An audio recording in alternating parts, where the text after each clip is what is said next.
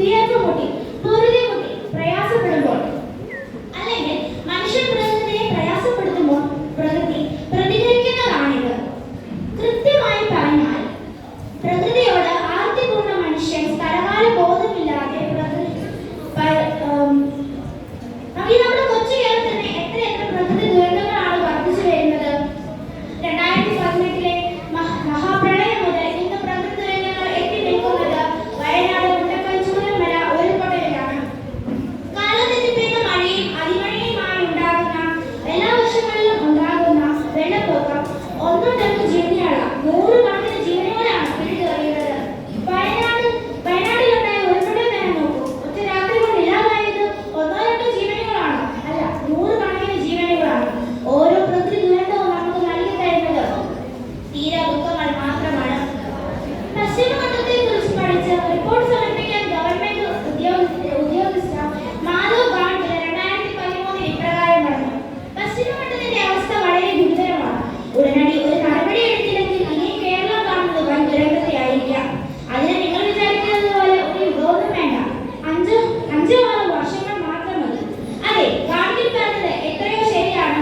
ഈ 5 വർഷം കൊണ്ട് കേരളം മഹാപ്രളയം, ഉരുൾപൊട്ടൽ എന്ന മഹാദുരന്തങ്ങളെ കണ്ടു.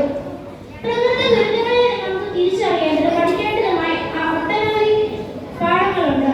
പ്രകൃതിയോട് മാന്യമായി പെരുമാറേണ്ടതിന്റെ ആവശ്യകത, വനനശീകരണം, അമിതമായ കെട്ടിട നിർമ്മാണങ്ങൾ, വ്യാവസായിക മലിനീകരണം തുടങ്ങിയവ പ്രകൃതി ദുരന്തങ്ങൾക്ക് കാരണമാകുന്നു.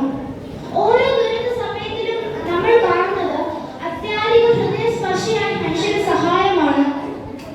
അപ്പോൾ നമ്മൾ ജാതി, മത, വംശം, ഭേദം എന്നിവയെല്ലാം മറന്നുകൊണ്ട് ഒത്തൊരുമിച്ച് നിൽക്കണം എന്ന മനോഹരമായ പാഠം പ്രകൃതി ദുരന്തങ്ങൾ നമ്മെ പഠിപ്പിച്ചു. പ്രകൃതി എന്ന അതിമനോഹരമായ കവിതയുടെ ഏതാനും ചില വരികളാണ് ഇപ്പോൾ എന്റെ മനസ്സിലേക്ക് കടന്നു വരുന്നത്. നീ എന്ന പ്രകൃതിയെ ഞാൻ എന്ന വികൃതിയാൽ നോവിക്കുവാൻ നാം ശ്രമിക്കരുതേ. കൂട്ടരെ ഓർക്കുക, പ്രകൃതിയില്ലെങ്കിൽ നമ്മളിലുള്ള സത്യത്തെ അറിയുക. അതെ, കാടും മലകളും പുഴകളും പ്രകൃതി നമുക്ക് തന്ന സമ്പത്താണെന്ന് തിരിച്ചറിഞ്ഞ് പ്രകൃതിയെ ചേർത്ത് പിടിച്ച് നാം ജീവിക്കാൻ തയ്യാറാകുക. എന്റെ പ്രസംഗം ഇവിടെ അവസാനിക്കാൻ പോവുകയാണ്. അതിനു മുമ്പ് ഒരു കാര്യം കൂടി. പ്രകൃതി ദുരന്തങ്ങൾ നമ്മെ സങ്കടത്തിലാക്കുന്നവരായിരിക്കും, പക്ഷെ അവ